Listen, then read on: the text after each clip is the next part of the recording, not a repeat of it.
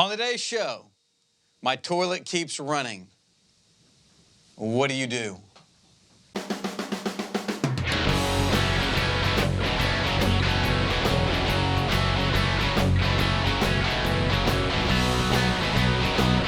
Who told you we're plumbers?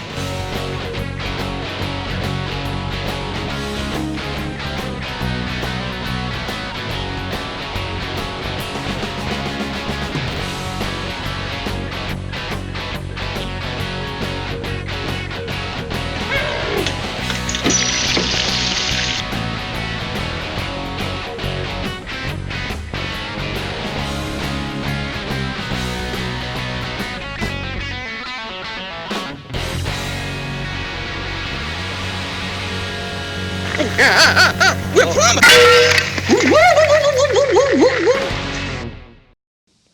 I'm John Eccles. Richard Sod. We are talking today about my toilet keeps running, how to repair that toilet, and toilet repair, right? That's right. That's what we're talking about. So what do you do if your toilet starts running? Go catch it. That's a crappy joke. Literally. No pun. Literally. Okay. Well, now that we're on the toilet subject here, so let's tell people, what is it that makes a toilet run? Why would it be running? What are the parts that are going out? Besides Right? its legs. Besides its legs. That's right. What else is there that are that you're gonna make, and what are the signs of it? Right? Yeah, yeah. These are really important questions. It is one of our number one, kind of call volume kind of calls. A lot of people Important call. questions. Yeah. That's right. So, why and what is going to make a toilet run? Let me tell you. Tell me. One would be usage, right? Right. So the more you use a commode, obviously, the more things are going to wear down, just normal wear and tear. We normally see commercial establishments go through their stuff a little bit more because obviously there's more people going in and out. Just like at your home, you've probably maybe done a repair on one bathroom that you and all the guests normally use versus a bathroom that no one ever uses. Obviously that toilet's going to get a repair probably before the other one. So what you're saying is the more I use the toilet, the more apt it is to break. It is true that if you use it, you lose it.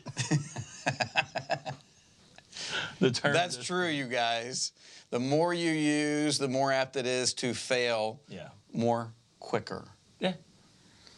So, and another thing that it can be is we've got abrasive water in Houston, and we're using a new product called chloramine.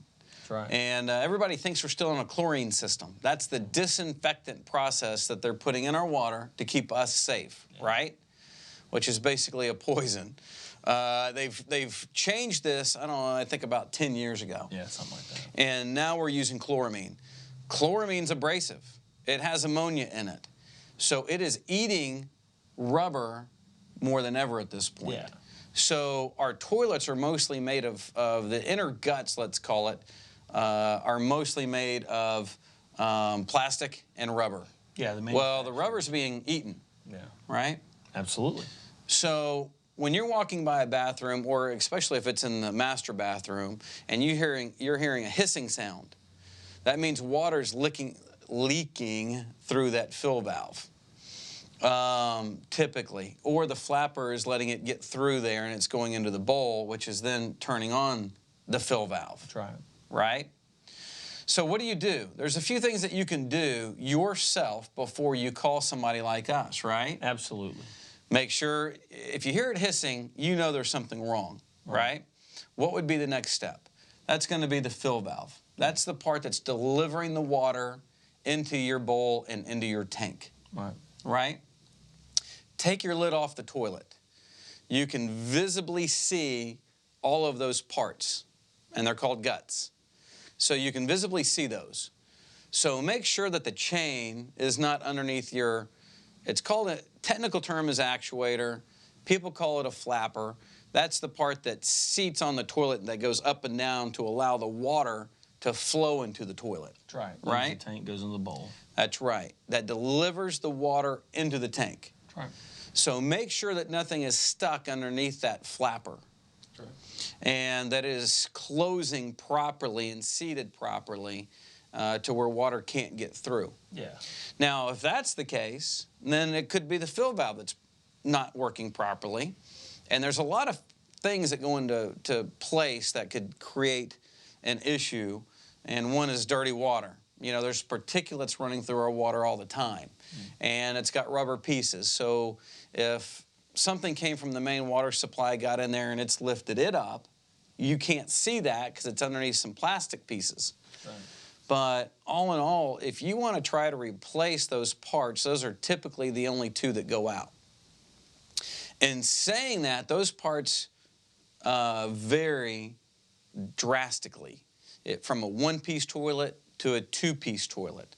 You can go get a part that's $10 all the way up to $400, depending on what toilet that you have. Is it a two-piece toilet or a one-piece toilet?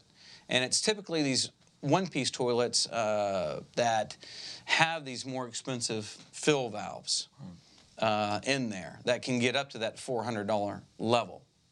Typically, your two-piece toilets don't have that. So if you guys want to try this at home, there's some great videos on YouTube that show you how to unscrew and screw back in, right? Right. So if you want to try it, then if it fails or it doesn't fail, you succeed, whatever it is, you need help, we're here, right? Yeah. So, I mean, there's a lot of things that I have tried and failed, and I have to call somebody else. Hey, can you come get me out of this, please? So we all do it. But what's that sign that we're running right now on our company sign? Failure is the mother of success. That's right. If you don't try, you don't fail, Yeah. right? Yeah. But that is our profession, and we still fail every now and then. So if you don't want to try it, call us and we can do it. Yeah. Now, another thing that if you're not hearing anything, you can put dye in the tank. I meant to go back. I'm going to go back a little bit and tell you. We can put dye in the tank. You can. Yeah. Kool-Aid, So if you maybe whatever. notice you have a high water bill, If you have a high water bill. that could be a notice of a toilet running or something going on. You know, rather than having a leak in the house, sometimes your toilet's running and you don't even know it, right? And you can do it as simple as putting, food coloring, right? Food A couple coloring. drops of food coloring. Kool-Aid. Yeah, Kool-Aid, right? That's A it. little Gatorade. If you see that water transfer down from, obviously you're putting the coloring into the tank, if you see it transfer down into the bowl, then you know that there's a leak somewhere. Something's not sealing the way it should be, or that there's an issue. Now, a toilet running, I can verifiably tell you that it can add another $100 or better to your water bill a month. Oh, yeah. So if you see a big jump in your water bill, your first place to go to is your toilets. That's right. You start there and then look elsewhere. But a toilet can easily add $100 a month. So you think we're expensive, let the toilet run for a month and that will get expensive. Oh, yeah, absolutely. It's just, and it's wasteful, right? It's not very conservative when it comes to conserving water. It's wasting water. Yeah. Yeah. Wasting water. Yeah, it is. Drinkable water. Yeah. Yeah. It is the water. Eventually, you're going to drink it. That's exactly right. So, any questions around that, John and I are here for you. So let's talk about the toilet repair. We kind of got into that a little bit. Right.